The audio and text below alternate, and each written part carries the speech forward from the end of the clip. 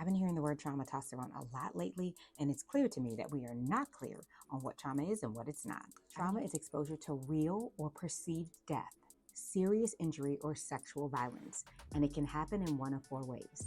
Number one, you can directly experience a traumatic event, a house fire, a war, a rape, a physical assault. Number two, you can witness a traumatic event happen to someone else in person. Number three, you learn about a traumatic event from a family member or a close friend. And number four, you have repeated or extreme exposure to aversive details of traumatic events. And typically, this is reserved for our first responders. They are repeatedly exposed to the sights, sounds, and smells of a traumatic event. Here's what I need you to understand, and some of you are not gonna like this. Getting fired is not trauma. It is devastation.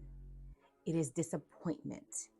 It's a lot of things, but it's not trauma by the medical definition. You're not gonna like this. Getting divorced is not trauma. Now, what happened to you during your marriage may be trauma. If you were exposed to sexual violence, physical abuse, or emotional abuse, certainly that could be trauma. So we can use the word challenge and crisis and lots of other things. We have to stop tossing around the term trauma every time something doesn't feel good, every time something is embarrassing, every time something is devastating, because the word trauma has a medical definition. All right, I know y'all are coming at me for this one, but that's the medical definition of trauma. That's our mental health in a minute.